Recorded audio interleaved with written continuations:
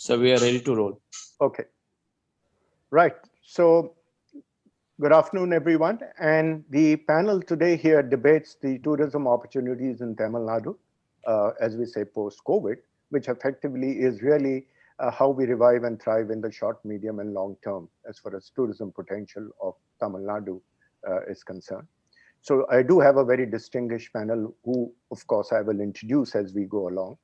Where each one would have about 7 or 8 minutes to speak their mind in terms of what needs to be done, how they see the current perspective, how do they see the future perspective, and what is it that we need to pay attention to when we are developing tourism opportunities. And when we talk about tourism opportunities, we must bear in mind that Tamil Nadu itself is both a source market as well as a recipient market. So therefore, a recipient in terms of international overseas markets for incoming, recipient in terms of interstate, within state, and of course, a source in terms of being able to travel within one city to other. It is indeed a large state, and from various segmentation of tourism perspective, I have always believed it's like a country state. It does offer everything, which today in the travel and tourism perspective, we all know how important segmentations are.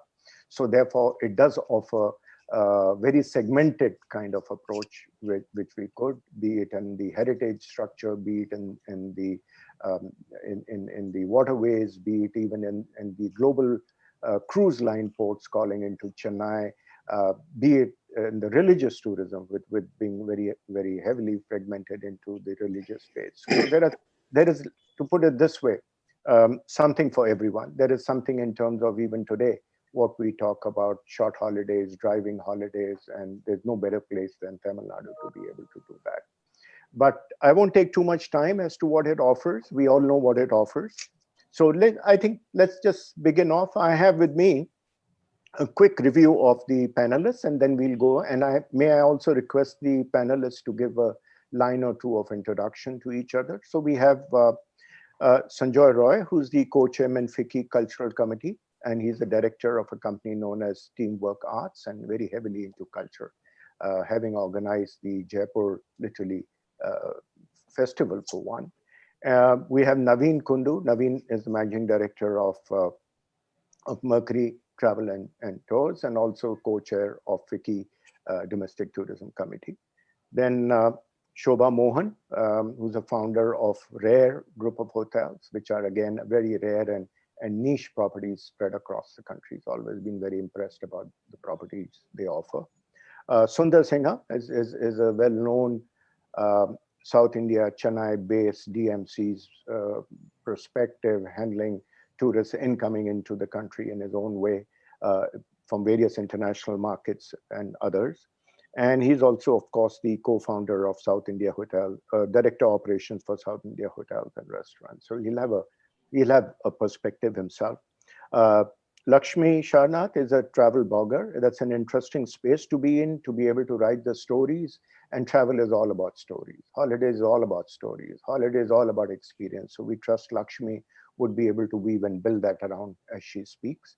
Vipul Jain comes from a company known as Gabit System, which he founded, which is very heavy technology, digital driven in the holiday space, and having perfected almost the art of marketing circuits. And Char Dham Yatra, for one, he's done it pretty extensively in terms of geo-tracking and how do you tag each and every tourist which is able to take those circuits. And I thought in many ways the same would be applicable to Tamil Nadu, which today offers tremendous circuits to be able to travel across, right?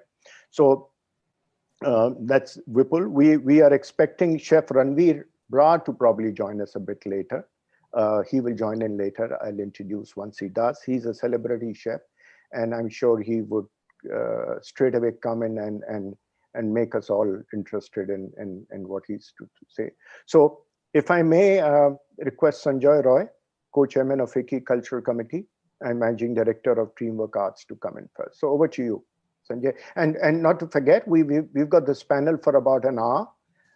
And then we've got 10 minutes of audience questions. Then audience is free to route their questions through the FICCI team, which will be directed to each of the panelists by name or generally any of the panelists would be picking it up. So over to you, Sanjoy. Thanks so much, Ashish. I was actually very excited when I received the invitation saying that we're talking about Tamil Nadu, because this is one state that I feel has so much potential that needs to be unlocked. And I'm going to start with just one example. I mean, in pre-COVID, and of course, now everything we have to qualify as the pre-COVID era and the post-COVID era. Post-COVID era hasn't quite, I mean, it's in, you can see the light at the end of the tunnel, but it hasn't quite started. But certainly in the pre-COVID era, if you looked at a city like Edinburgh, which is built heritage, has the largest arts festival in the world, and had an additional contribution to its economy in 2019 of 375 million pounds of additional spend into the economy over a 5-week period, with 1.2 million people coming through its doors for the annual Edinburgh festivals. The Edinburgh festivals itself, it's an anomaly. It's actually made up of 7 different festivals. Everything from the Edinburgh Tattoo, which runs twice a day, every day of the month, and has a capacity of 8,000 people, to the Festival Fringe, which is the largest festival. It's the largest festival which is democratically, anybody can book, you can create your own show, you can rent a space, etc. And of course, there's the International Festival, the Science Festival, etc. And that bears corollary to Tamil Nadu and Chennai's season. Now, Chennai's season, as many of you know, is amongst the biggest getting together of culture in the country, and certainly in Southeast Asia. And yet, it's not leveraged in the way, say, that Edinburgh has been able to leverage it. Today, Edinburgh comes under 2 or 3 different sort of heads, but they all have a coordination group, which then is able to, which is the Festivals Edinburgh, which is then able to unlock and leverage the potential of the city. Unfortunately, in Tamil Nadu, the sabhas, which are the primal seats of culture, to date, I think, refuse to talk to each other and are not able to collectively market this incredible phenomena where you have over 3,000 performances in this period of time. I think the other thing, as Ashish said, it's both about going out and coming in. Now, if you look at the NRI population of Tamil Nadu, or the Tamils across the world, from the Bay Area and the IITs to the universities to NASA to every possible space in the world, you will see these to be some of the most important communities. And why is that important? Because they take with them their culture. So Bharatnatyam, for example, is a great export that India has. And whether it's in Washington or Chicago or Florida or Singapore or Indonesia or Australia, every city in this globe will have some kind of resonance of a Bharatnatyam teacher conducting Bharatnatyam classes, be it because they're from Chennai or not. It's irrelevant.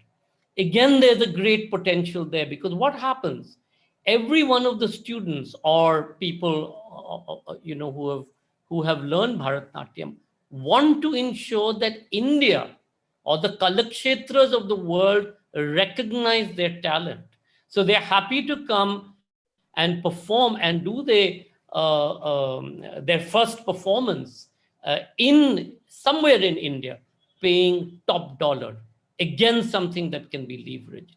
Again, as Ashish said, what else is special about Tamil Nadu? The incredible religious temples, historical sites. The Chola bronzes, for example, sit in the Chennai Museum.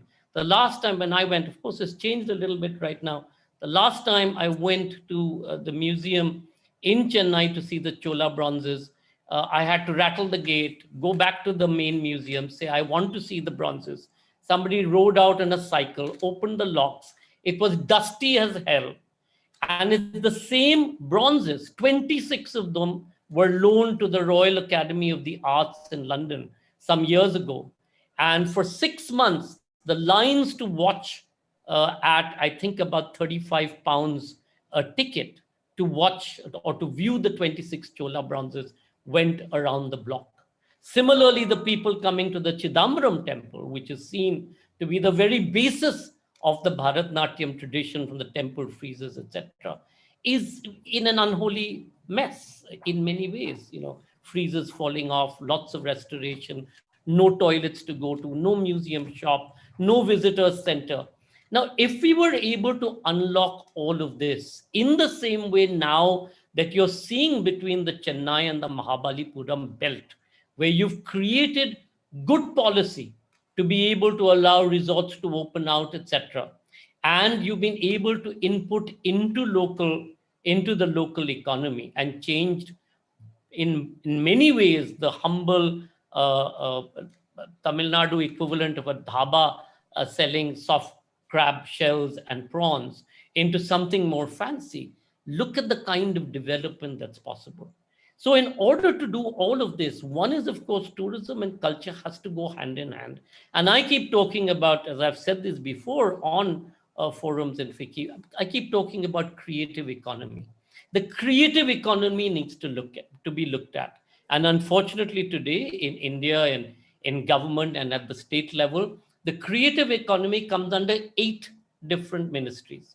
Everything from HRD to tourism to women and child to MEA, etc. There's no one coordinating body. None of us collectively are able to go with one plan, one program, one policy need. And this is the problem, that until unless they start looking at us as a creative economy, not just a sector, but at an economy where it has been said that of every $1 million investment, you're creating 99 jobs in the creative economy. This was a research done by Monash some years ago and published, but we still don't get it. Yes, we're still sort of focusing on infrastructure, on manufacturing, etc. Infrastructure is a mess, is a must.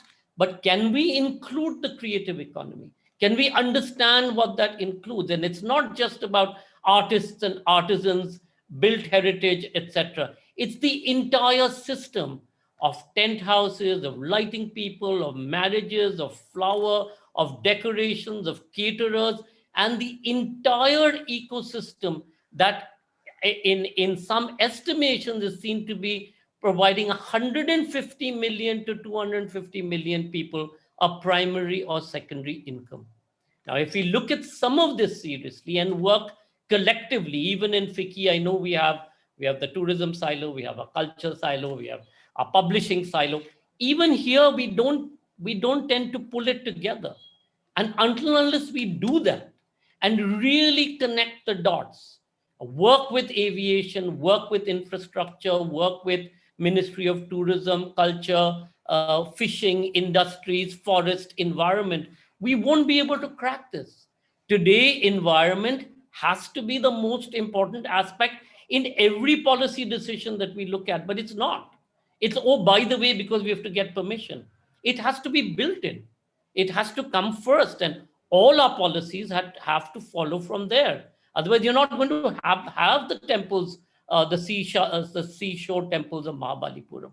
So again, my plea is that this is one state which has a degree of literacy. It has its sense of history and tradition and culture in place. Some of the greatest traditions have emanated out of it, whether it's the South Indian Tamil literature, whether it's Bharatnatyam, including the Carnatic music styles, etc., and all of the great music instrument makers, etc., this thing from there. But can we work collectively with infrastructure, with tourism, with hotels, with environment, with forests, with industry to be able to create something that's homogeneous, which works together and collectively propels the state? Because we have to understand that the sunshine industry of the future is the creative economy. Until we get that, we're never going to be able to crack this problem of jobs and GDP increase. Most importantly, the happiness quotient in GDP increase. Ashish, back to you. Thank you, Sanjay. And just to supplement what you're saying, that the soft power of a nation is probably not so acutely displayed as it is in Tamil Nadu, both in your culture, linguistic, architecture, and of course, dynastic culture coming in. And today, the good part is, Sanjay, to add to what you said, is that in the days of internet and the days of digitalization, the entire information, be it on the video form, be it on drones, be it in whatever form, can be available in one single operating platform, where a consumer is able to see through all the soft power and the infrastructure power to be able to decide whether it's the right destination. We all know what Spain has done as far as softness is concerned. We know the Latin American country. You, of course, mentioned the Edinburgh Festival. So therefore, I guess, we have to realize that we really have no choice but to put everything under one canvas. And I'm sure later on, Lakshmi will mention more about that situation. Thank you so much. And may I now move on to Naveen Kundu, who's the Managing Director of Ebik's Cash Travel and Holidays, and of course, the co-chair for FICCI Domestic Tourism. I'm sure Naveen will bring an operating perspective to what you've said and translate it together. Over to you, Naveen. You're on mute, I think, Naveen. Naveen? Thank you, Ashish. Yeah. Thank you. And thanks very much. Such a distinguished panel has been put in together today. I wish the government was there, because I think the very perspective of my discussion would have been focused towards the government and the action plan they would form for Tamil Nadu. But I really, I'll take it up from where Sanjoy left. And Sanjoy really said that it has the cultural aspect and the creative economy that needs to be built up in Tamil Nadu to leverage on the potential Tamil Nadu has. And I come from the same, in fact, I was actually wanting to speak a lot on culture, but I have been saying and harping on the fact when it comes to promotion of a particular state. Well, I will not talk too much about people going out of Tamil Nadu, because they will go out when they have to go out and where they have to go out. My perspective as domestic tourism personality is to ensure that we have more and more people visiting Tamil Nadu. And what do they do? What besides Yarkod, Kodaikanal, or for that matter of fact, Uttarakhand? There is so much potential, as Sanjoy said. Culturally, I think Tamil Nadu is a very rich state, from its dances to its heritage, to its forts, to its regions. For example, and we have not been able to, the government has not able, the government as such, and I say government here because the private sector is playing a role in terms of developing hotels and developing their and doing their own bit. But what I would want to do is today bring in intellectual properties into these state governments. They need to highlight on intellectual property. Unless and until you do develop intellectual properties, you are not going to be doing justice to the offerings of this state product. There is so much that, from its one side, it's covered with it has a Indian Ocean, and the other side it has a Bay of Bengal. It has a Chettinad region. Now I know I have traveled once in Chettinad region. Chettinad is so culturally rich, so much of heritage to offer there. Besides all this religion tourism, there is so much available in Chettinad region. There isn't, I don't think you will recall of one festival that happens in Chettinad region where people come over and try to visit that festival and understand what is Chettinad cuisine, what is Chettinad tiles, what is Chettinad, you have something there, they have these paintings, what is called Thanjavur paintings that happen so they all emerge out of this region. Similar, Tamil Nadu is everywhere. We want to understand that there is a holiday tourism. Where can we go for a holiday? That is one small aspect of the whole tourism. Holiday is only one small aspect of the whole tourism. We can create bigger festivals wherein we will be able to engage people who offer everything that the state has to offer, and people will then come over and visit those states. In India, I have been telling everybody, how many festivals do you know where people go to? You can't even name 5. Every state government has to create 2 or 3 major festivals, make them as intellectual properties and highlight. So there has to be a purpose. Once there's a purpose, you have to have an objective. and then form some action plans and actually get doing this. And if the government is not doing it, I've already been telling this to Fiki that we as tourism managers need to get together, conceive intellectual properties in each state, highlight it, promote it, push it, hire, get people like Lakshmi on board, who can write about that festival, and then start promoting those festivals so that people are aware that this is what the country has to offer.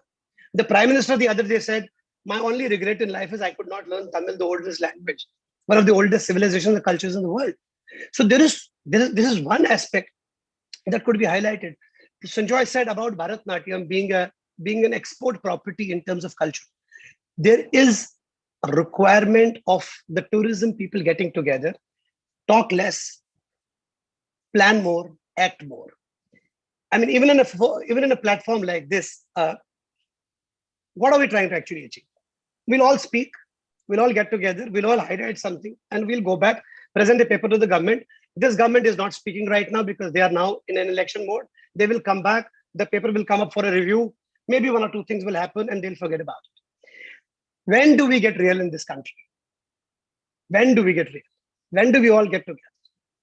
I mean, you said Shobha has been promoting some wonderful resorts across the country, and there are like real good picks in each state or each city. Excellent. She's doing her bit. I am doing my bit as a tourism promoter. But why can't we all get together and leave the government behind and tell the government, look, this is what we are planning to do. All you do is help us in doing the right publicity for it, engage PR firm to do the right publicity for it and highlight the attributes of the destination so that people are aware of it. As I said, tourism is beyond holidays. It's meetings, it's conventions. Chennai has now a very big convention center, but how many other convention centers it has? I don't know how many of you have driven. I've cycled on the road from Chennai all the way to Pondicherry. Now look at that whole belt. If you build in right entertainment spots on that belt and create a convention center, however temporary it can be, look at the potential that this state has. And we all know every Indian state has potential. But what is the action plan? And how do we monitor that action plan? And how do we actually put it into execution and achieve our objectives? My functioning style will always be in FICCI to ensure that we will be able to create and curate a few tourism festivals where we actually build them, highlight the offerings of the state in terms of music, food, culture, art, handicrafts, artisans, put all of that together, highlight it. And I'm sure maybe in year 1, you will have 200 visitors, but in year 10, you could have 20,000 visitors. And that's how this will get highlighted. And that is what my objective will be as the FICCI co-chairman for domestic tourism, to basically ensure that we actually draft out a plan and we, with the help of FICCI, we actually set out to execute it. Over to you, Ashish. Thank you, Naveen. And there is no denying the fact that there is Can I just add a quick thing to what Naveen? Yeah, Sanjay, go ahead. Naveen, like you said, 20,000. Look at Jaipur. 13 years, we've gone from 7,000 to 500,000. Yes. Physically, contributing over 120 crores into Jaipur's economy every year. And now that we're digital, of course, it's gone to 10 million, but forget that because that doesn't have a GDP contribution to the state. But we have to be, and I feel that Tamil Nadu is poised to do many times that. Much more. We are able Much to more. work together to be able to do this. But the problem, because it has everything. Yeah, they will only want to tender and they won't allow for this IP thing. Therein lies the problem. That's the challenge that you have to, or we have to. But Sanjoy, that is exactly what I'm trying to work on. And my objective will be, I don't know how much I'll succeed, but I will try my best that even if the state government is not, tendering for, if they're tendering for it or they're not doing justice to it, I think at FICCI's level, we all get together and pick up a few states. We may not be able to pick up all the states in such a short duration of my tenure, but if we pick up even 5 states and create IPs there and actually focus, we'll lay a foundation for the future. And that's what I'm going to do. I mean, you rightly said, look at where Jaipur is. Look at Sunburn. A simple festival created so much of demand in Goa. It went to Pune. It still was full. It came back to Goa. So today the need is intellectual properties of tourism. That is what we have to do, and that is where India lacks. Yeah, Ashish.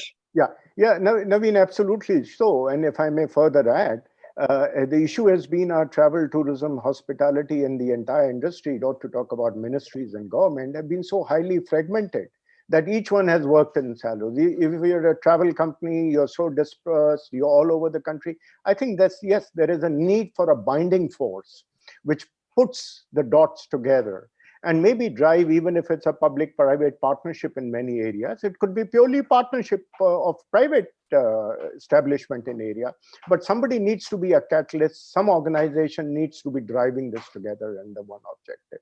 And I think that's where the true India and true tourism will emerge for a future foundation. Ashish, Prime Minister himself said that government has no business to be in business. Yes. So I think what they need to do is they need to get real. All tourism boards in India need to get real. Get the private sector to build the tourism sector. All they need to do is, and all I want them to do is, whatever budgets they have, just put that in publicity. Absolutely. Stay simple. Just put that in publicity and Naveen, let the private sector do it. Right. And somewhere I think, Naveen, people like all of you on the panel and many more outside need to come out of our own little space we have created for ourselves and really Certainly. bind things together. Certainly. Well, thank you very much for coming in, Naveen. And we have Sundar Singaram here with us, and Sundar being based in Chennai, and I've forgotten, for maybe almost 30 years, he's been in the DMC space in south of India and Tamil Nadu specifically. And I think nobody knows Tamil Nadu perhaps better than Sundar himself. So Sundar, over to you. You like to tell us a few things? You're on mute.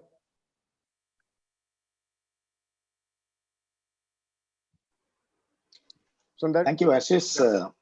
Can you hear me? Yeah, we can. Go ahead, please. Yeah. I think Mr. Sanjay Roy and Naveen Kundu set the pace very nicely, talking about the creative economy and the cooperation with the government. So I am being the founder of Tamil Nadu Travel Mart Society. This government in Tamil Nadu, whichever party comes in, it is not that difficult to work with them. This is my personal experience in the past 3 years. Now I'm being the director of South India Hotels and Restaurant Association. I am almost every day in their doorsteps to knock the doors. So it is not that difficult to work with them. As Mr. Sanjay Raj said, none of us are collectively willing to work. That is a major problem that I would see, and as Mr. Naveen Kundu supplemented, okay, now we do this webinar, seminar, whatever it is, and we make a report and give it to the government and we move on. So where is the follow-up and where is the solution for all the problems that we discussed?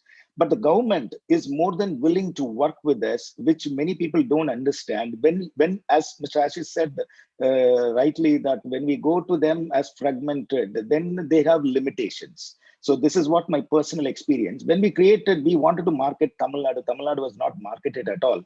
But however, Tamil Nadu has been #1 in domestic arrival and international arrival for the past 4 years consecutively. The difference between the domestic tourism first and second place is about 11 crore footfalls. So this is the difference. Tamil Nadu is ahead of tourist arrival into the state. But when we really wanted to market Tamil Nadu, whatever we discussed, Mr. Sanjay Raj said, or Mr. Naveen Kundu said, that we approached the government. The government was more than willing to work with us. And you will not believe that we have done 2 sets of Tamil Nadu Travel Mart, getting buyers all over the world. And you won't believe the Tamil Nadu Travel Mart was formed in 2017. Till 2020, it was funded 2.5 crores by the government. Can you just believe it? Yeah. So see, the problem here is there is no consistency from the private sector to follow these things. When I'm an office bearer, if I'm passionate and I'm continuously, consistently following it up, but then after that, the officers are bound to change. There will be good officers, there will be bad officers, there will be moderate officers. But it is the industry's duty to keep taking the agenda to the government and make sure that it is happening.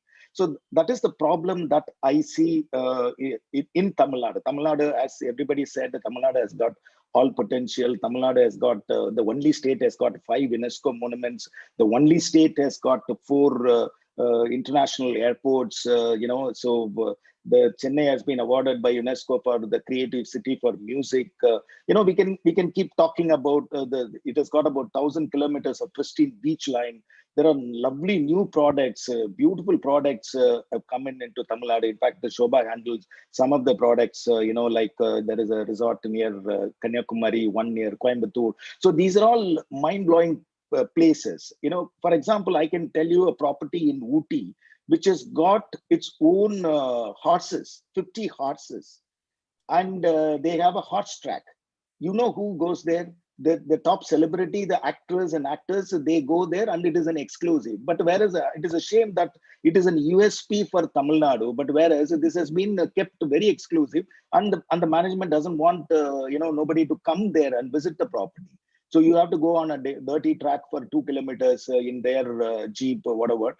So these are all the things that we have in Tamil Nadu. So, but again, going back to the point that we have to consistently, from the private sector, that we have to work with the government, and that is the only solution.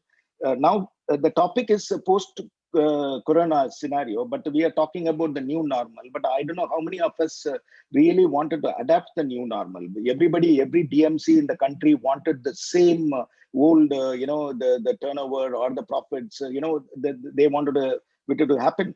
And I'm in some other groups, they have been continuously fighting that the government is not doing anything. They are comparing Europe, the Europe is giving so much of salary to the people and all that. We can't really compare Europe and India, straight away. So we have different problems in our country. For example, in this pandemic time, in the borders were encroached by the neighborhood countries, the government has to spend money there. So you can't really, help one particular sector, to fund them on a directly, to the salaries or the MSME. There is no clarity on MSME, that the government has come with a lot of things with the MSME. So we are trying to, clarify the MSME where really we get some support from the government. So I just wanted to, talk few points about the Tamil Nadu has got about pilgrim tourism. See, there is a lot of pilgrim destinations like Rameshwaram, Meenakshi Temple, and various other things are there. Mr. Naveen Kundu was talking about festivals. You go to Madurai, every day there is a festival. You don't need to really create any festival in Tamil Nadu. Tamil Nadu, all over Tamil Nadu, the policemen guard the deities, and then it can go as a procession in the crowded, city of Madurai. Shobha knows very well. So we don't need to create anything. So only thing is how to really market it, and the consistency to work with the government, so to take it to the international lobby. So this is what really we have to do. And not only that, Tamil Nadu has got beautiful golf courses, which is the year round you can play. When it is summer, you can play it in ooty or Kodaikanal. When it is winter, you can play it in Coimbatore or Chennai. So beautiful heritage golf courses that we have. So we did had a direct flight from Japan to Chennai. ANA was operating. So Japanese travel a lot on golf tourism. Entire Thailand was flooded by Japanese into the golf tourism. So but none of us really tap to these potentials in Tamil Nadu. Now there is a new founding, which is a Kilidi, which is a civilization in the banks of the river Vaigai, which is 2,500 years old, just lying on the ground. So we have not done anything to bring it to the world. If it is in Europe or America, this scenario is completely different. But we are also talking to the government. The government has got limitation on funding the projects. So these are all some of the beautiful things that we can talk about Tamil Nadu. So the tour operator also should think about how to get into this unorganized sector. See, in this post-pandemic, so the pilgrim tourism cannot be avoided. So there is always a space, but we have a mindset that we wanted to work with the white skins and we wanted the fat margins. We don't want to get into this segments. There are some companies like Veena World or some other companies in Bombay and all that. They have huge infrastructure to move people, domestically, and which is a very big number which is coming into Tamil Nadu. But unfortunately, none of the DMCs, so-called big DMCs, they don't want to get into this domestic segment. So Tamil Nadu has got all opportunities in the post-pandemic era, that the pilgrim tourism cannot be stopped by anyone, because people do travel. We have that Arupadai Video circuit, we have the Navagraha circuit, so we can keep talking about it. So people should think about how to give some value-added services in the existing movement happening, which is a very big number. The domestic market is a very big number into Tamil Nadu. So how to get into that space and make it really value-added. So this is the little thing that every DMC should think about it till that the normal days comes back. So I think with these few words that I leave to Ashish. And thank you. Yeah, Sundar. Sundar, I'll just supplement what you said on the foreign tourists. And I had the opportunity of living and working in Europe in the 90s to promote inbound into India. It was so unfortunate that the first itinerary of a visitor, a DMC promoted overseas, was north of India, and south of India or Tamil Nadu was only the second visit. Yes. Right? So the golden triangle. Yeah. And leaving aside the German market, which were very discerning travelers, and they would want to go to South India first. I've also had the opportunities, and I'll tell you the point I'm trying to make. I've also had the opportunity of having Princess Cruises and P&O Cruises, who I've worked for. They're round the world cruises touching on Chennai and several other ports.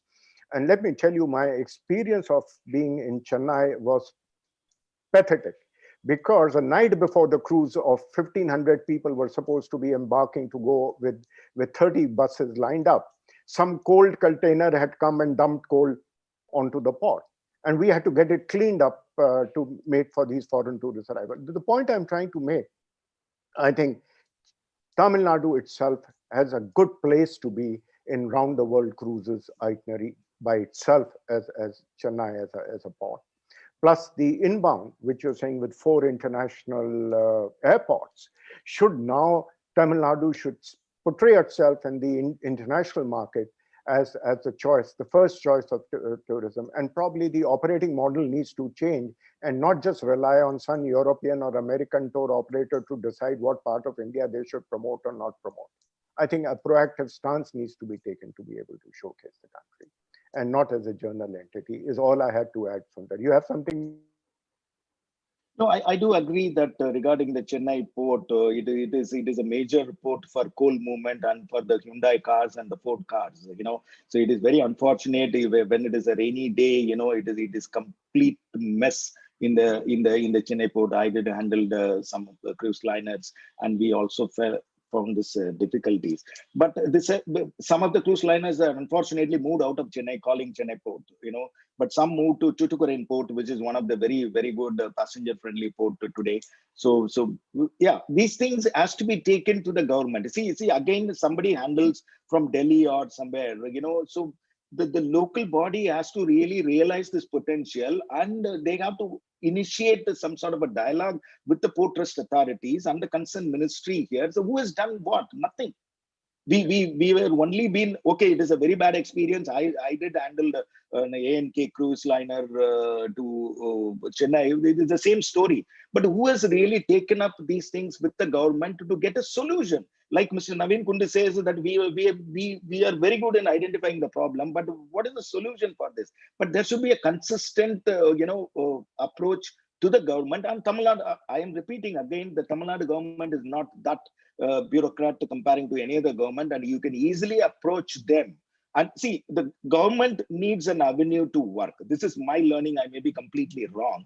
The government needs an avenue to work. If the right people don't get connected to the government, the wrong people get connected to the government. So they guide the government in a wrong way, and we all, as a spectator, stand out and then criticize the government is doing this, doing that. So what have you done to guide the government to do it in the right way, which has never happened for so many decades? in Tamil Nadu is concerned. So we have been living with what our ancestors have built, 1,000-year-old temples, and we have been just marketing the night ceremony in the temple or whatever, So we have enough. So people, the other destinations started taking a share of it. New destination came in Kerala, like Vagaman or Kumrakam. When I started my tourism, after Madurai, it was only Cochin. But now then Tekedi came, Kumrakam came. So the 15 days is fixed. So everybody, pitching for a 1 day. So the initial days, the Madurai had 2 nights. But over that period, Madurai, now it is 1 night, and it has become a day trip for many people in Madurai. So we have to. I personally blame, like Mr. Navin Kundu said, we have to work together, and we have to consistently, have a infrastructure to address these issues with the government, and parallelly market these products to the international stage, which is the only solution for it. So you can ask me what I have done. I have done whatever from my side. The 3 years with the Tamil Nadu Travel Mart, day in, day out, I was with the government. But now I have taken up an assignment with Sierra. So we have been continuously, so September 1, we opened the hotels. Otherwise, the government doesn't want to open the hotel, but they believe the hotels are not safe to open it. So we made the hotels to open. So we continuously went to the CM's office. Wherever we have to go, we knocked the doors, and then we got things done. So we have to, make that attempt on a consistent basis. That is the only solution as far as my concern. Thank you. Good. Thank you. And I'm very pleased that we have a very plain speak panel, and I hope somebody would be listening. But just to add on the cruise terminal, I mean, when one can have investment into railway terminals, bullet trains, airports, why can't a passenger terminal be developed the same way for cruise liner in Tuticorin or Chennai or anywhere else you want to? Yeah. But that aside, over to Shobha Mohan, who, like I mentioned, is founder of Rare Hotels, and I particularly found them very rare. You want to tell us more, Shobha? Yes, thank you so much, Ashish.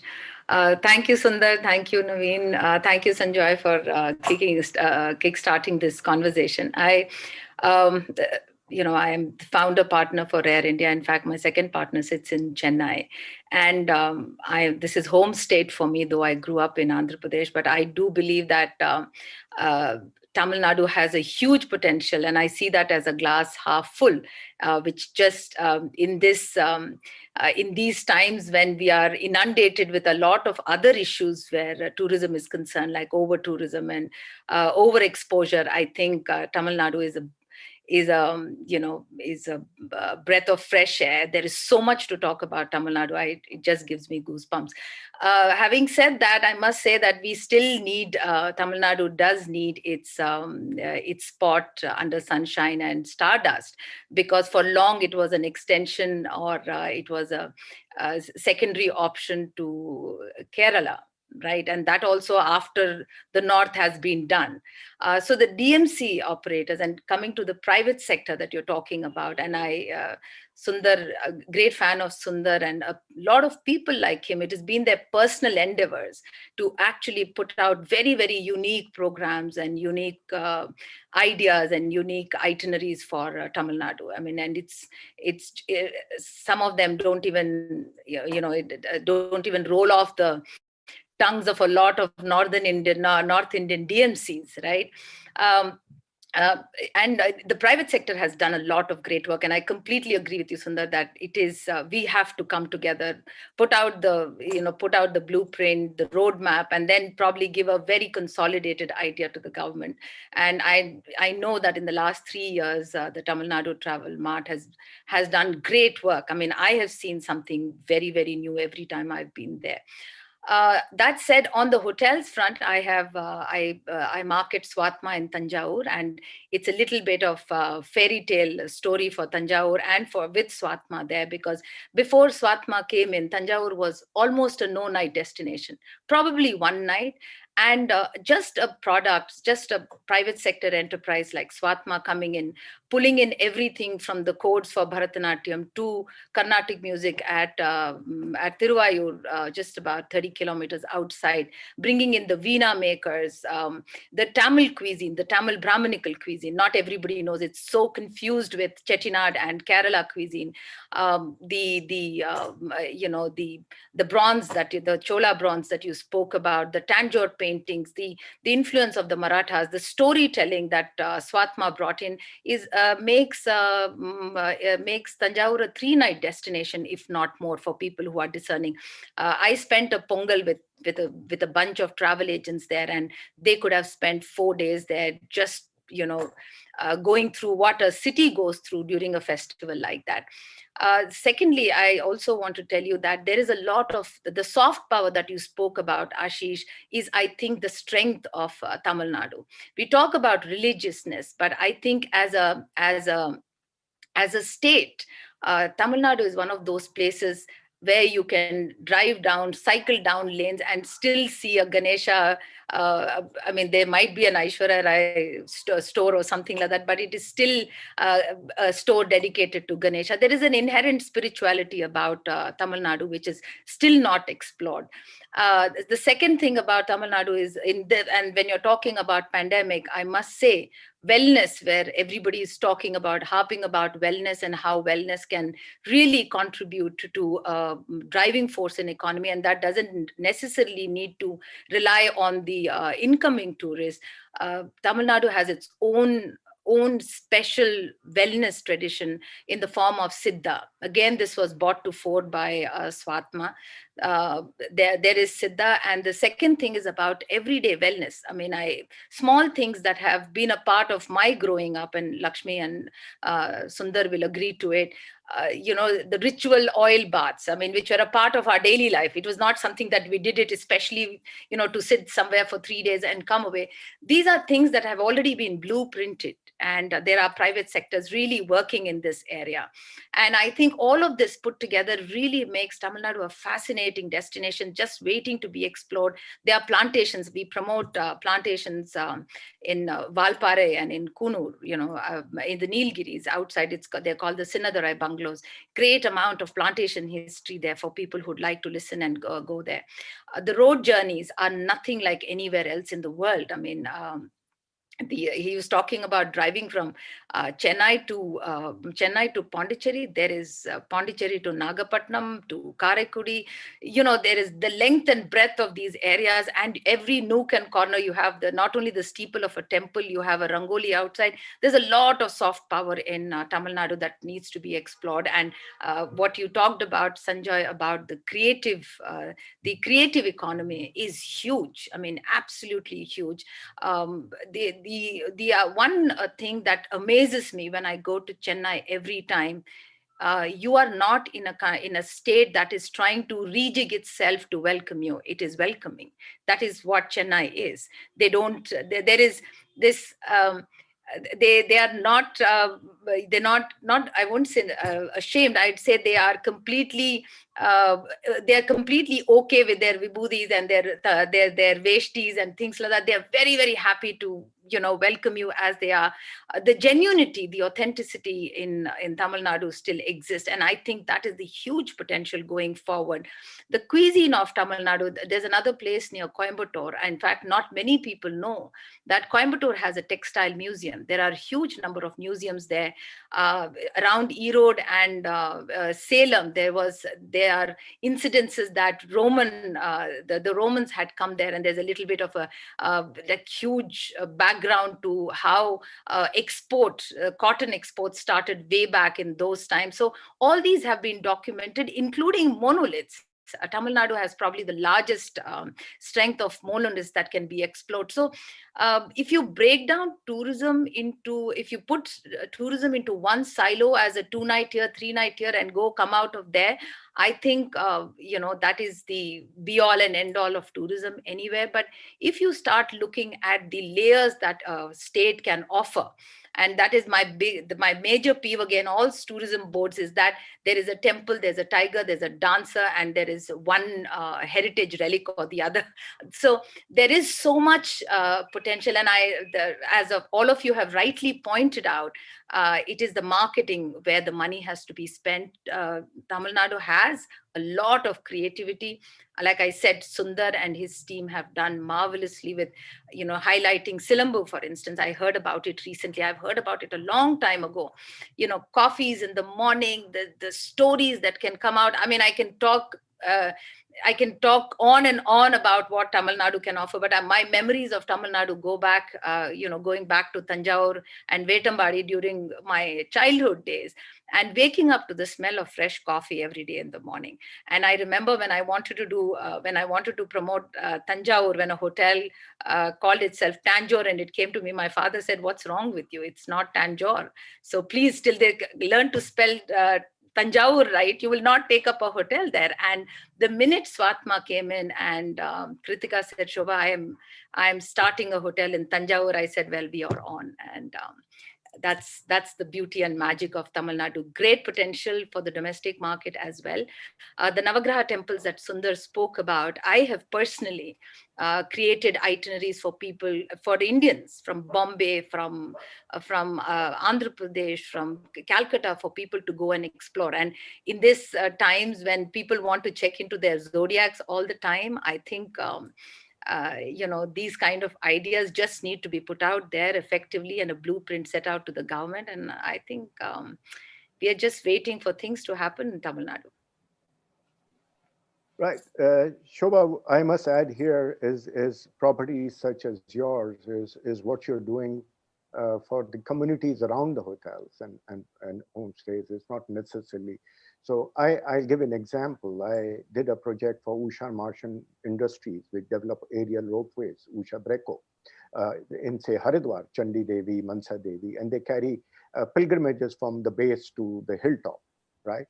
And the amount of communities which got developed because the aerial ropeways drew people to be able to go up to the hill, whether it's the photographer, whether it's the pool wala, whether it's exactly, there is a whole buzzing environment around it. But the point here I'm trying to really make about, and since I'm not familiar with the topography of Tamil Nadu, we've been talking about temples, we've been talking about ancient sites, etc. I don't know if there is a cause and need to do a study to be able to put certain aerial ropeways and connectivity between point A to B to be able to access those sites. Because in many parts of the country, some of these ancient temples are actually not accessible by a foot.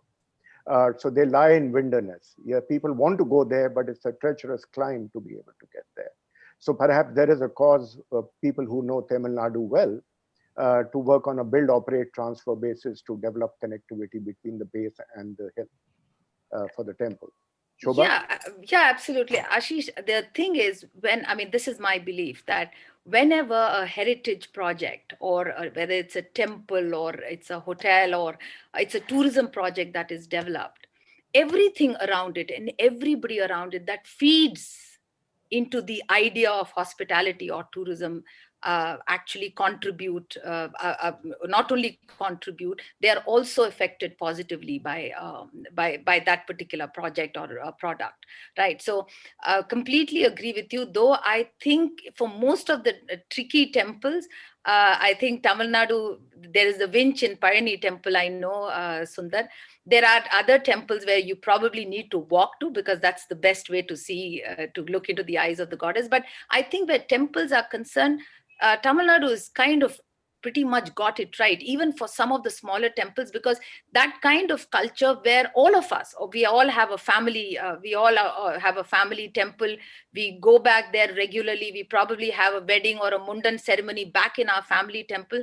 This allows, I still contribute to my father's family temple, outside of about 100 kilometers outside of Tanjore. So that kind of thing still exists. But like you rightly pointed out, these these temples can become hubs of something more. For instance, an arangetram set in that particular temple town for people to come and use that as a backdrop. The ideas around these places are immense. Plus, you map them out as special food stops. I mean, there is the halwa, the Tiruchinapalli halwa. I think there is those kind of thing. The rock temple is easily accessible again in the in Trichy.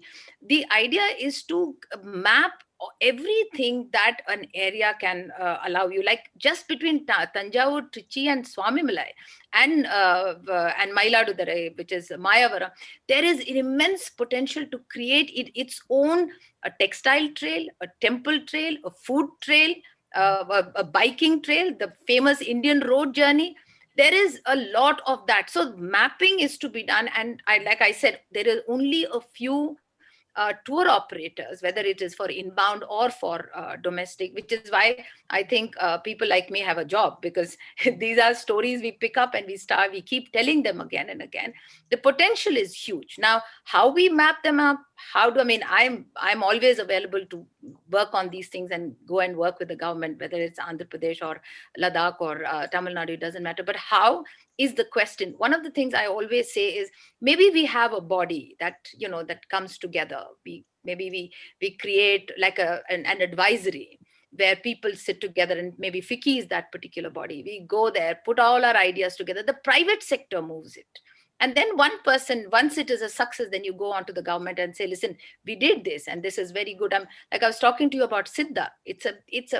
Everybody jumps into the Ayurveda bandwagon, but there is so much every part of our country has to offer. And Siddha is a great example. So I completely agree with you. There will be, and there will always be, these smaller stores and shops and smaller enterprises that can add to the larger picture of tourism. Ashish, can I just add to? Please go ahead. So just two things. One is, of course, that there's a lot of mapping that's already been done. So if you look at people like Sahapedia, etc., they've mapped particular areas and particular traditional craft forms or performing art forms and knowledge. So some of that is already in place. And as you rightly said, I think we really need to pull these things together, because it already exists and we don't have to reinvent the wheel. Absolutely. But the second thing, Ashish, that I would certainly encourage for future is, in this larger creative economy sector, look at education. Look at Chennai, for example, Madras Presidency College and its ilk, the Harvard of the South. And that's again an area that needs to be leveraged. My own father studied in Presidency College, because my grandfather, when he came back from America and England in the early 1920s, was the chief conservator of forest of Madras Presidency. Now, the kind of wealth that we have in terms of education resources down south is huge, again waiting to be leveraged. And I think we keep forgetting that too must be an input when we're looking at either attracting new people. It's like what a University of York or Harvard or Monash does today in India, right? They set up their centers here, they market their universities, they sell their stuff. What's stopping us from doing so? That's the other area that we need to look at, and we keep forgetting to yes, and when I meant advisory, the thing is, the mapping is good, but it has to be in such a form and format that the DMC operator sitting in the north can easily, it has to be easily be able to, he has to be translated into their brochures, into their marketing. Otherwise, typically marketing brochures all of them look the same to me. There's the Taj Mahal, or there's a tiger, or who puts a Hampi out there in their first page of or in the cover page of their brochure? I mean that kind of mapping that really helps the tourism. Even temples in Tamil Nadu, they'll put the Brihadiswara temple all the time, or the columns in the Madurai temple. But there is so much more, so that I meant mapping in a way that the tourism business, I'm talking from the tourism perspective. Chidambaram is an example of that. Absolutely. Chidambaram, though I must say Hampi is becoming much more, you're seeing people put it on the map, but I don't think you're doing look that. at that one. in the- Where Hampi is concerned, one article in New York Times, and that's it. I mean, boy. So so which is why, again, my point that the government starts looking at their marketing budgets, and Lakshmi. So there's Lakshmi there to tell more marketing stories. strategy, Shobha, more than their marketing Strategies. Yeah. The strategy is Yeah. the problem. It's not so much the budget, it's the strategy. And, If you get your strategy right, you can carry on spending money as they do. They yeah, tender the segmentation and the strategy. what do you do? Yeah, but let's not forget the Tamil film industry. 2002, when I used to work for a particular travel company, I had a Sunday off. And the highlight of suggestion I got whole of Sunday was to visit Rajnikant's house from the Hotel Kansai. So, when we talk about Bollywood being what it is, to the NRI or PIO population, I think that the Tamil film industry does hold a particular importance, and so does for the rest of the industry. Yeah, but we'll probably leave it here to Lakshmi to tell her stories and tales. I think she's got many of them. Over to you, Lakshmi. Thank you. So nice listening to everyone out here, and so many stalwarts. I feel like a kid in a in a candy store, because this is about Tamil Nadu. This is my home state. I've born, brought up Chennai. I call it Madras actually. So sorry if I'm politically wrong.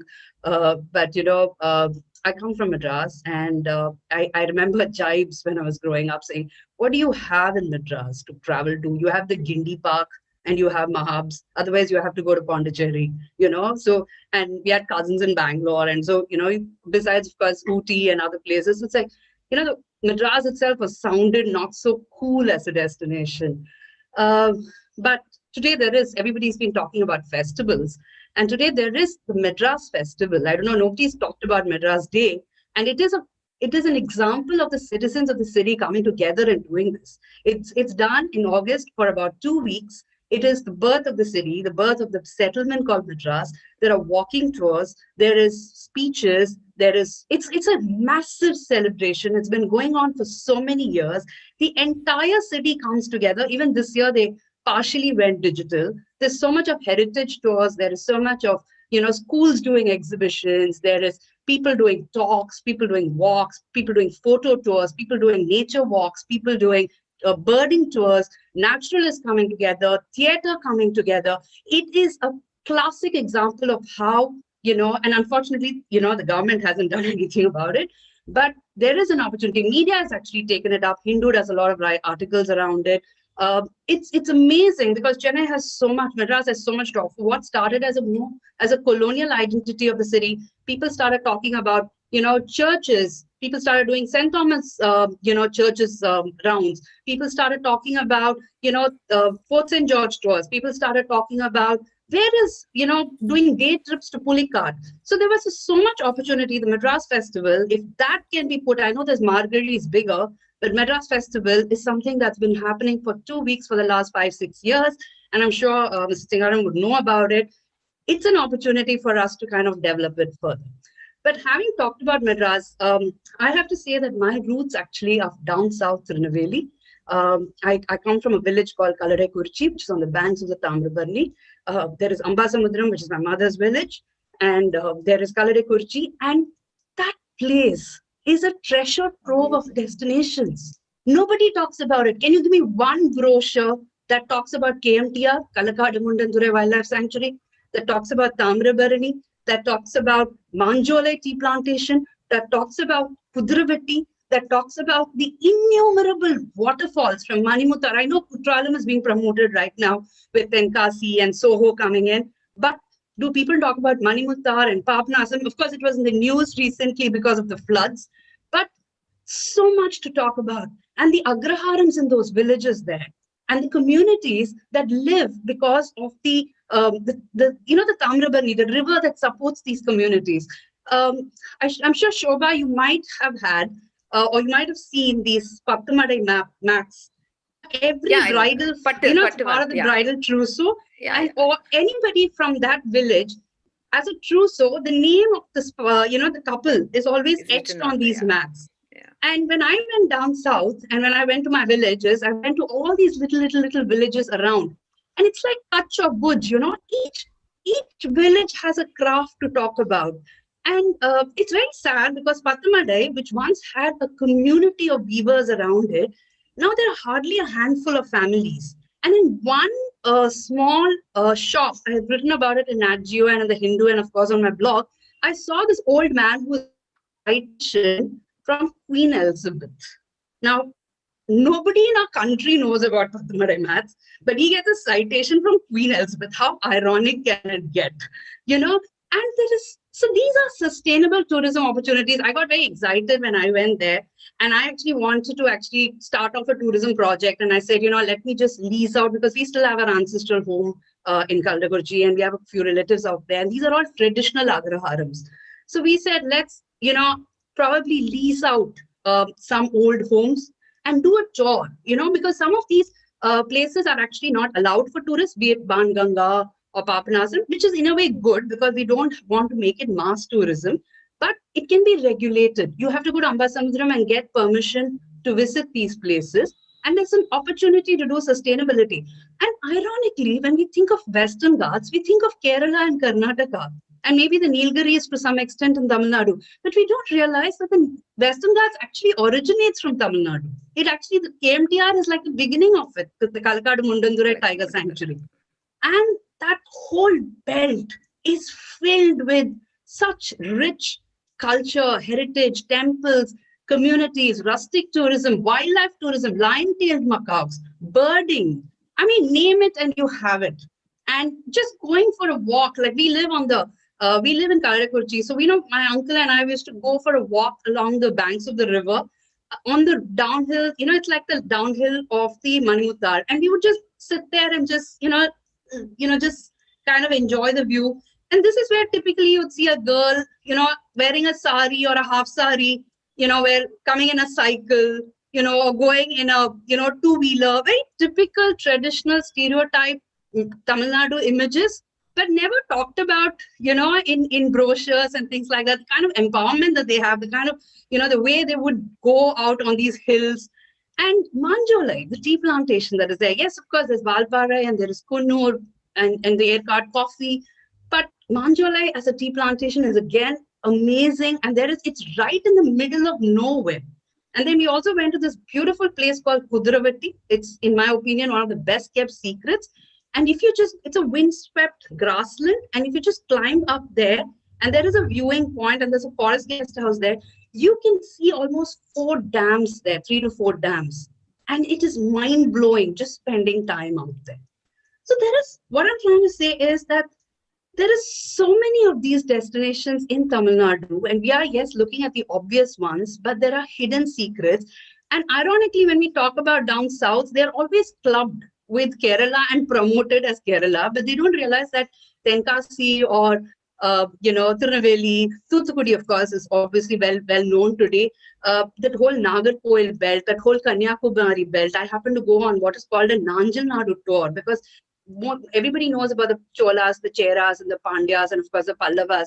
But you know, these 4 kingdoms have so many temples and heritage places, forts, all of this scattered in this region in and around Kanyakumari. And what is more interesting is I did a course on Jainism in Tamil Nadu, and I was very surprised to learn that Jainism is an indigenous community. It's not similar to what we understand as Jainism in the north. So these Jains have their own cults. These Jains, in fact, even have goddesses. These Jains have their own sites. And some of these amazing, mind-boggling cave temples have some brilliant paintings even today. And these sites are like so rich and so culturally lost. And there's no one who's even doing any kind of trails around them. So we were also talking about temples earlier. Yes, there are a lot of heritage temples and there are a lot of well-known temples. But what about the quintessential Ayanar shrine? I mean, these are shrines, the guardian deities of every village in Tamil Nadu.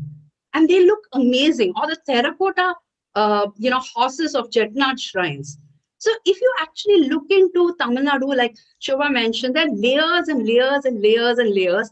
And these make for brilliant stories. They make for great photo books. They make for great coffee tables. In fact, currently, I think one of the NGOs is working on coffee table book on the Kaldakurji, and they wrote to me saying, do you have any photographs of, women, making applams, papads? They sun it, they make it at home and they sun it on their veranda, so the thinnai as they're called. And he said, you have some photos, and I said, I'll just look them up and I'll send it. So we were also talking about festivals earlier, and we were talking about the need to do religious festivals. The Tamilians around the world celebrate Thaipusam. We have Tiruchendur right in the heart of Tamil Nadu. You have Muruga, who is the Tamil god. He's like the patron god. And the Surapadman event, which is a massive event in the Tiruchendur temple, is never talked about, is never marketed, except for some DD channel showing it. So there is little snippets of culture and heritage and so many things that we could market. These things happen. It's not like you have to reinvent the wheel, you have to recreate it. It's only a question of how are you going to put this out there, and how are we going to put together a product around it? How are we going to bring everybody together to market it? Unlike other destinations, we don't have to Tamil Nadu is rich in that sense. It has everything to offer.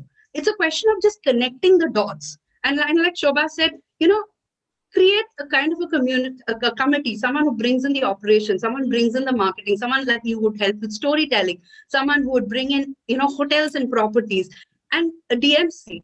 And if all of us can just put this whole product together and take it up and say that these are 3-4 things that we could try in the post-COVID era. I just want to take a couple of more minutes. I'm sorry, I'm gushing too much, but I want to take a couple of more minutes to talk about one trip that I did. I love doing road trips in Tamil Nadu. So one of the road trips that I did was to drive around from Chennai to Nagapattinam. Nothing very special about it, except that I said I wanted to actually discover all the lost colonies. I called it the Coromandel Colonies Tour. And I said this, I did it almost 10 years ago. And I said, almost every European power has had a colony in Tamil Nadu. Everybody, from the French to the Dutch, to Danish, to everybody's got a history. In fact, I went looking for the original Fort David in Kadlur, where they say that when the British actually decided to take over Kadlur, they actually took a gun and they just shot over, and they said whatever land comes in is part of theirs. And the original old Fort David is like a completely broken down monument. And it is in the middle, or it's in the old Kadlur. It's not even in the new Kadlur. It's somewhere near the fishing port of Kadlur, and we actually went looking for it. So I wrote this whole thing in my blog. I also wrote about it in Yahoo and a couple of other newspapers. And I actually got the Navy very interested. They called me and they said, we didn't know that there was so much of maritime heritage in Tamil Nadu. And we would like to do a coffee table book around it. And we actually want to explore an opportunity of using the port and seeing whether we could do a cruise, whether we could actually connect all these ports together, because you have Porto Novo, you of course have Pondicherry, you of course have Karaikal, and you have you have Trankubar, of course, Tarangambadi. You have all of these places, and can we actually stitch it together and do like a part cruise, part land kind of a, we would like to explore something like this. So I was very excited, but of course nothing came out of it. But the point is that at least somebody had that idea and wanted to take that forward, and I would love it if something like that comes across. And since we were talking about the harbor and we were talking about the port, I was 18, 19-year-old, wide-eyed when I took a cruise to Andamans. Nobody even heard about it at that point of time. I took a ship from Chennai harbor to Port Blair. It took 4-5 days. It was not one of the best experiences, I must say, but I had the time of my life.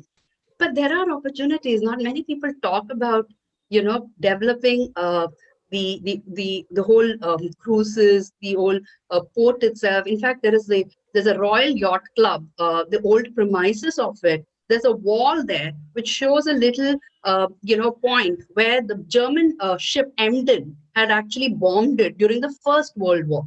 Even now, there is that little spot out there which you can come and see. But most of these places, unfortunately, are closed to tourists, or it's only told through word of mouth, and some people can just go there. There's this beautiful it's called a Royal Mile, which juts out into the harbor, which at some point people were allowed to go and just stand there and just take in the scenery. And so there's, of course, now people are doing, my husband is an avid sailor, so he's been learning sailing there, and he's also been learning a bit of surfing, and he's a scuba diver, so he wants to go. And I think there is a company now which is promoting scuba diving in Chennai to, and talking about shipwreck sites in and around Chennai. So there are, I believe, so many different facets to it. Yes, we all talk about heritage and we all talk about dances and temples, but there's so much of birding, there's so much of wildlife, there is culture, there's communities, there's opportunities to celebrate each and every city, like even cities like Madras, cities like Madurai. We were talking about the ancient civilization site in Madurai. I was climbing the Samanar Hills when I went past it, and the interesting thing is, if everybody knows that Madurai was actually one of the hubs of ancient Tamil kingdom, it was the Sangam era. So the whole idea why it was called Sangam era is because all the poets and in the olden Pandyan days, they used to come together and discuss, literature, and they used to have like this assembly. That's why it was called Sangam of, literary. I mean, why not make that the literary hub? Not just relive the whole Sangam era, give it a modern twist and make it the whole literary, cultural center of Tamil Nadu, and create your own Jaipur Lit Fest as the Madurai Lit Fest, and make it into this whole, poetry, dance, art, and there are lots of properties in Madurai today which are developing. And this way we can extend Madurai from 1 night to 3 days, because it was sad when I went to Madurai last year, and they told me that from Madurai, they normally go off to Kerala and they don't even go to Chettinad or Rameshwaram. That's even a secondary or a tertiary, it's not even like in their list of priorities. So, so I can go on, and I would just end with this one last thing, which is, Ashish talked about films. And when I was in radio, when I was in television, I had to sell Tamil Nadu to my bosses, and I had to sell about saying that, the content that we have to do had to be different.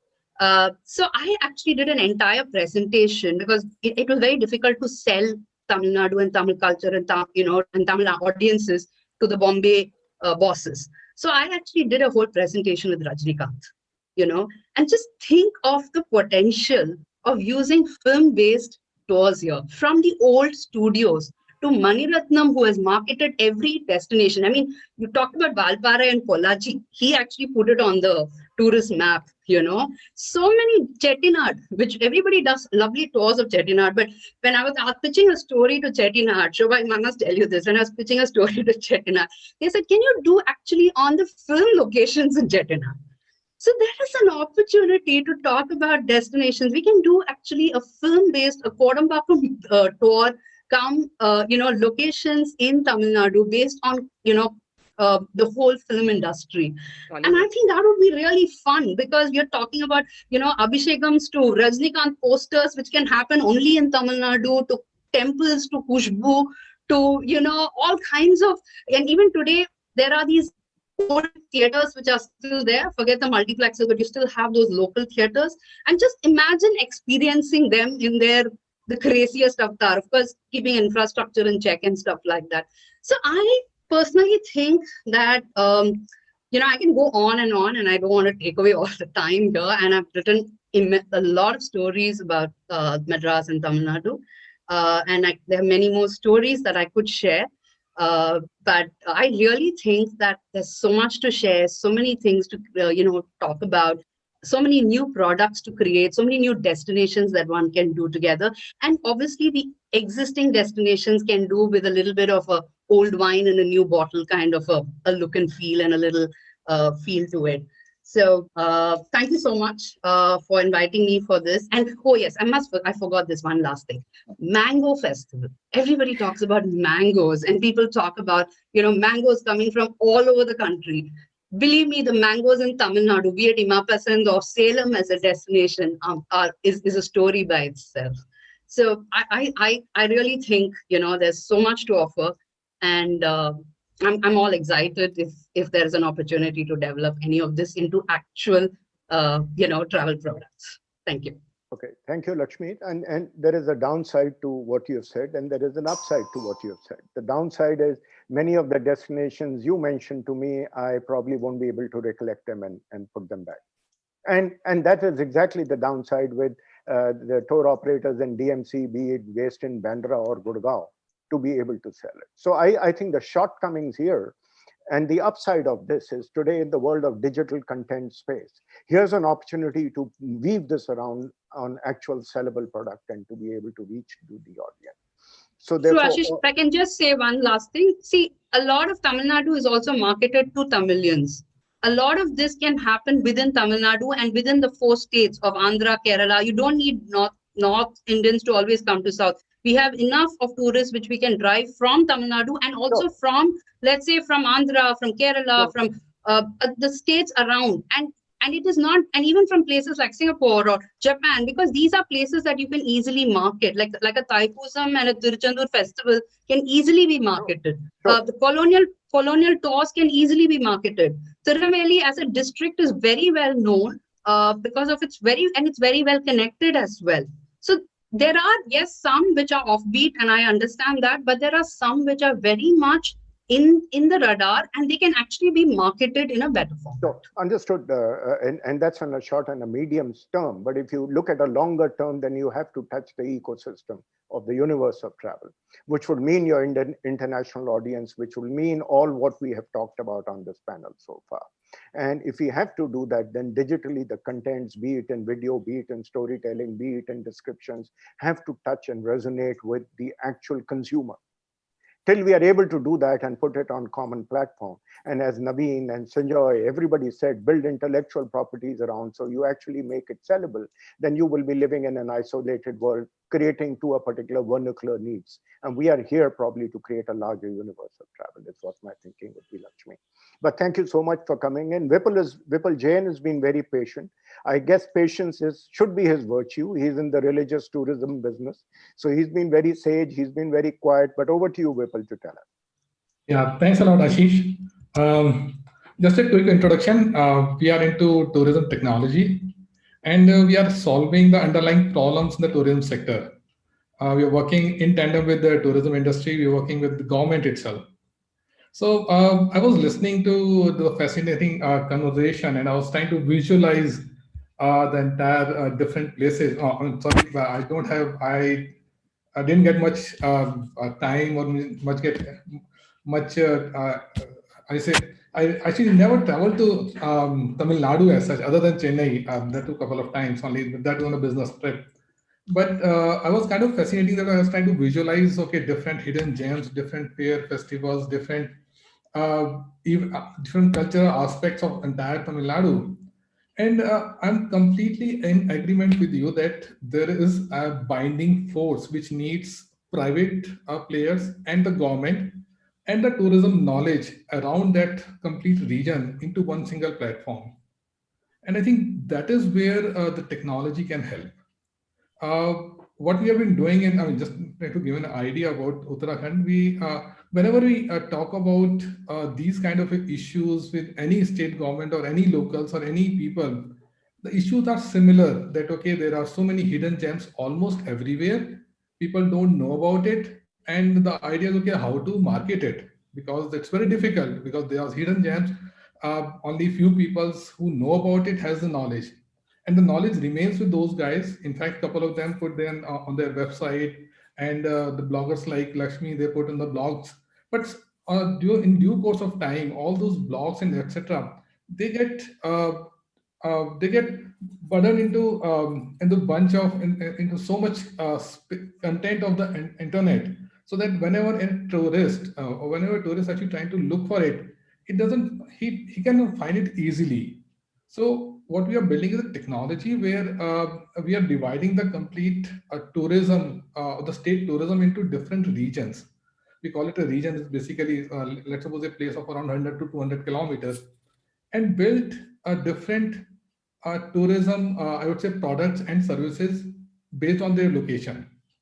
And this is an open system where both the tourist and the tourism industry and the government, all of them actually can send their content to that particular place. That's a single inventory, that's a single binding force, and the tourist can actually look at a single piece of information, right? That's a from an information point of view. But whoever is put that, let's suppose if there's a one single tour operator who knows about, or there's a local service provider who provides an experience around that place, so that if somebody has put in that content, then the tourist will be actually able to see that. In case tourists want to get some bookings or get some experience, he can directly contact to that particular person. So in a sense, we are connecting the different dots as we are speaking about, and the government is also a part of it. It talks in terms. If I give an example of Char Dham Yatra, which we are actually working on it.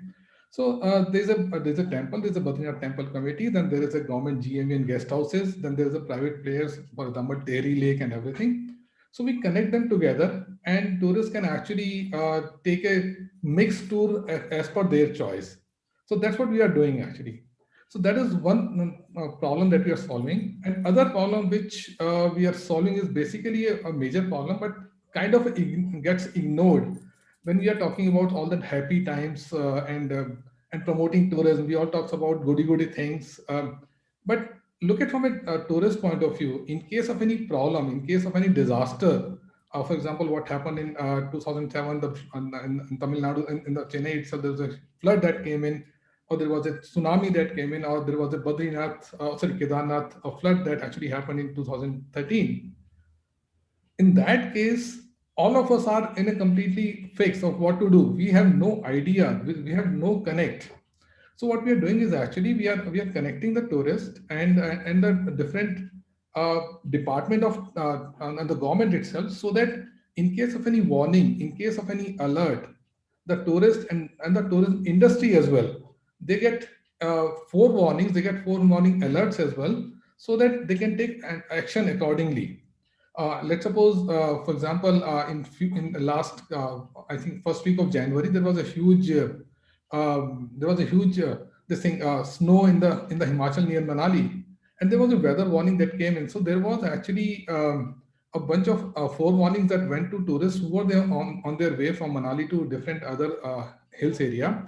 That okay, there's a huge chance of snow. Don't drive them unless you have a tire chain.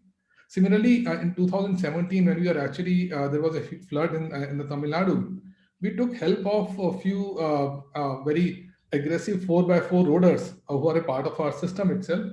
They actually rode their 4x4 vehicles into the flood, and they actually saved, they actually helped a lot of people.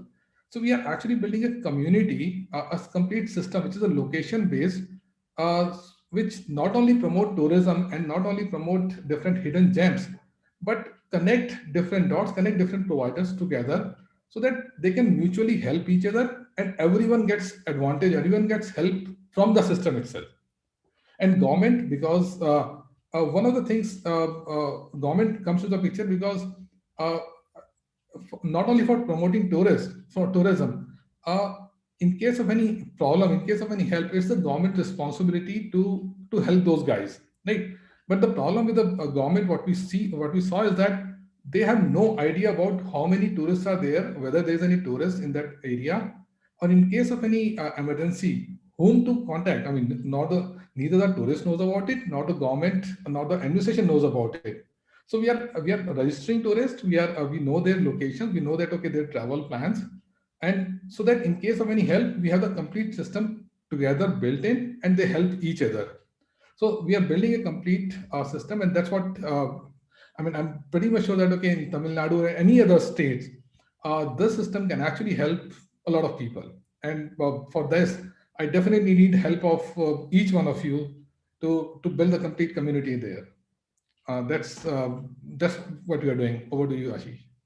Thank you, Vipul. And of course, in many ways, we have already in the panel articulated that all the dots, all the people, all the products, all the contents need to come together into one universe.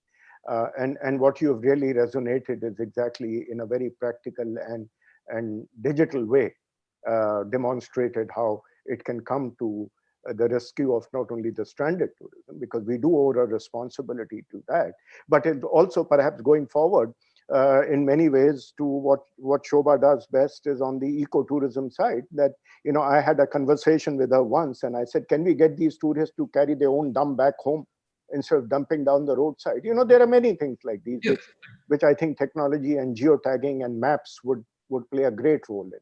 to be able to pick up who's dumping waste where. On a panel here would be a wonderful way for Shobha to see who's the culprit behind dumping that. I'd like to add one more thing. We are just working with Map My India, who's actually providing and also they just recently tied up with the ISRO as well. So bring the complete system into a complete different level. Not only just the information, but the entire. Whenever you travel, you can actually build your own circuits. You can travel as per your choice. You can choose like what are different things you want to see, and you can actually drive down to that places. I think the backbone of people moving from one place to another is all map driven in some manner. And if you're able to geotag them, take their activity, take their digital footprints and put it to the use of giving them the experience and also managing their holidays or whatever is the ultimate way. And one more thing that we are doing is actually we are kind of trying to see we are, for example, if there are a couple of destinations, there are tourist attractions, and we see a long queues out there, we are actually forewarning tourists, and we are also helping government and the tourism industry to manage that crowd. Right. For example, let's suppose in Kedarnath, there's a huge queue of a couple of hours you need to wait in line. So what we are doing is actually building a batch kind of a thing, so that each batch consists of approximately 500 tourists.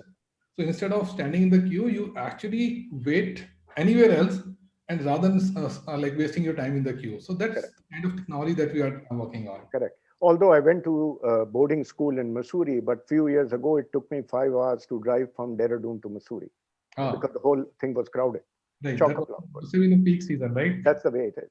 Well, thank you for the panel. And I think we have quick round of audience question, although the questions which have been forwarded to me have been more or less been answered, but I think we will still correct them. One is somebody said, how about a Tamil Nadu Lit Fest question for Sanjay Roy? Sanjay, I think you've already articulated that, and we know there is a scope, and Naveen has mentioned it.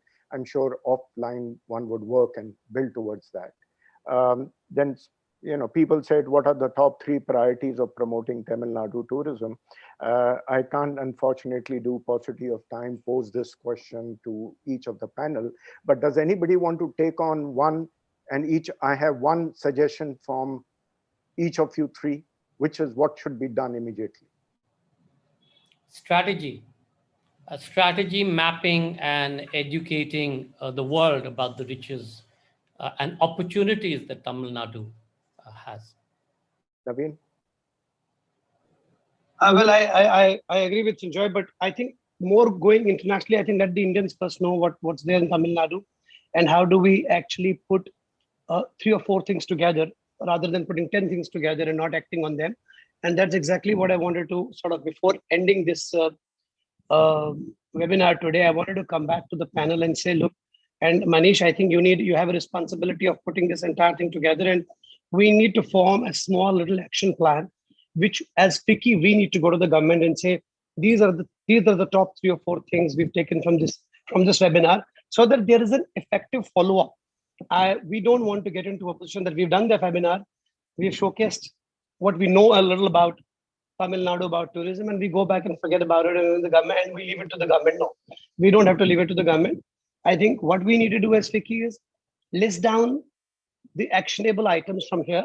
We all know that what is there in tourism. I mean, everybody highlighted some aspect or the other of the product offerings of Tamil Nadu that each one of us know, or we can know it from reading a lot about Tamil Nadu, or learning from people, or learning from travel.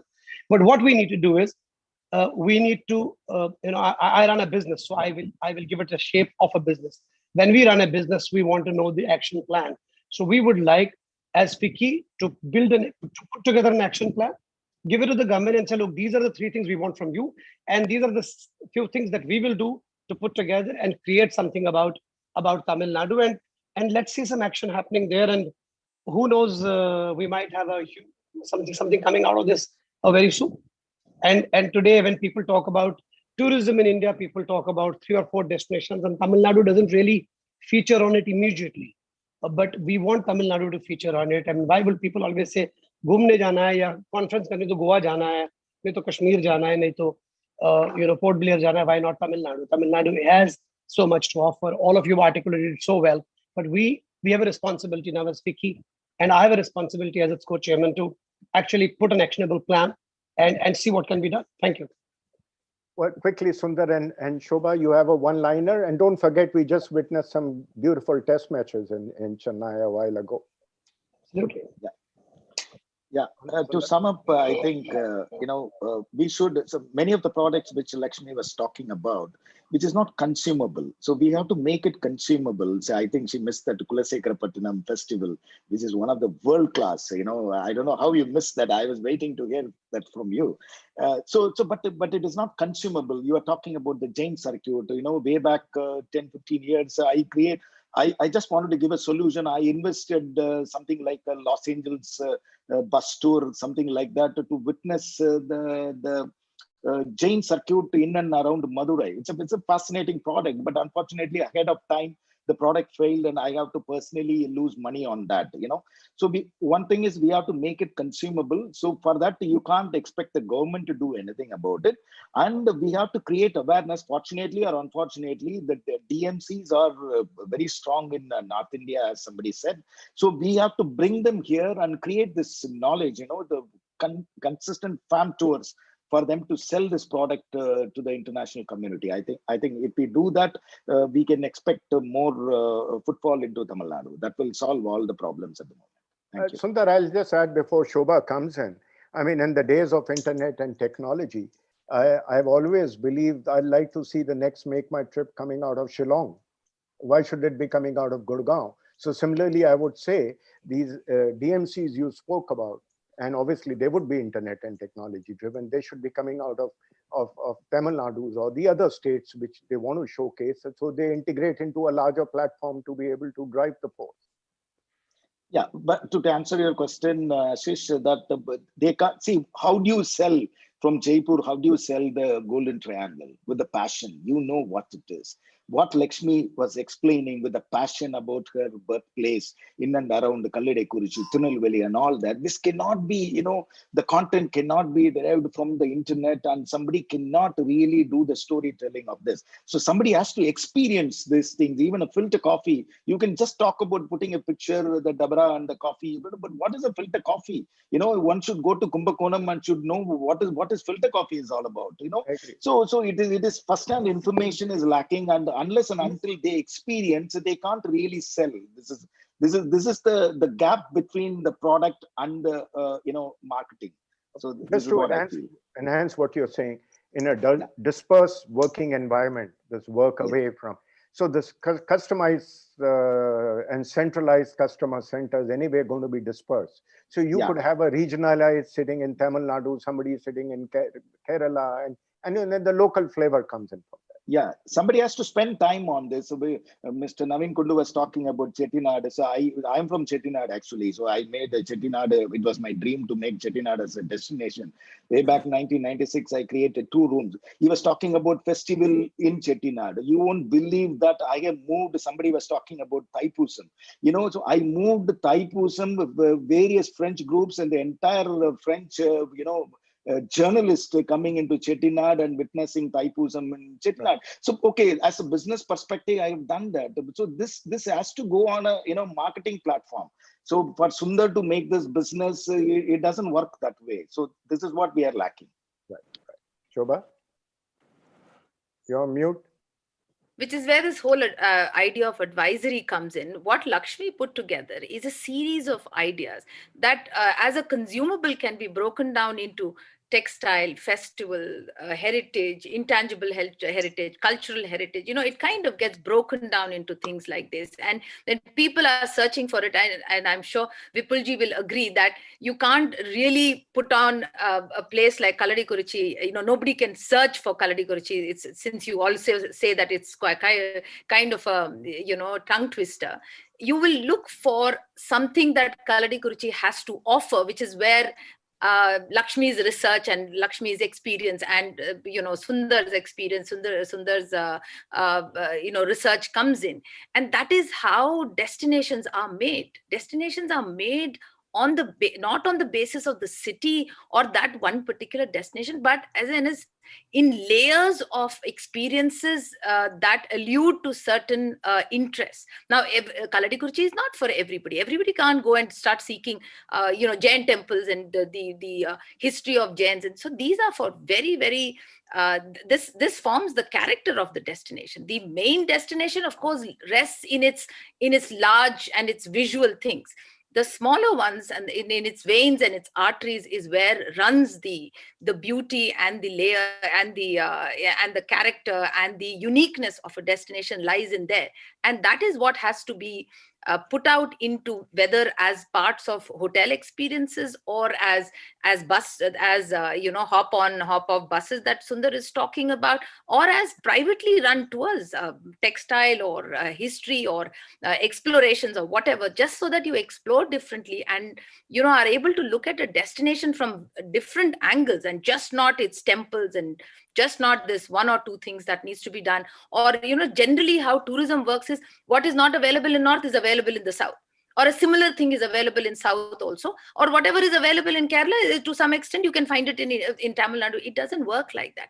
The uniqueness actually comes in when you are able to touch these little nuances of every destination. And I think that is where this advisory or a collective, where somebody like Lakshmi leads to story, is very, very important.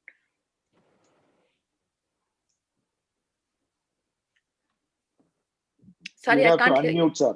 You have to unmute, Mr. Ashish. Sorry. Yeah.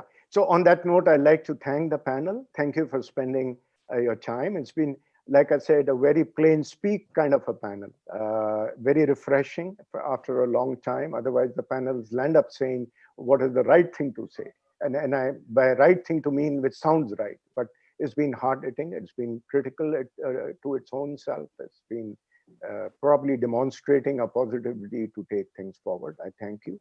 And I also thank the team FICCI, Manish, Samantha, Chetan, Anirban, who of course, it's been almost a year since the pandemic broke, and they have been behind the scene doing their job, and they're doing it pretty well at that. So continue with that, and thank you so much, all of you. Thank you so much. Thank you, Ashish. Thank you for my, thank you, Anirban. Thank you. Thank you, everyone. Thank you, everyone.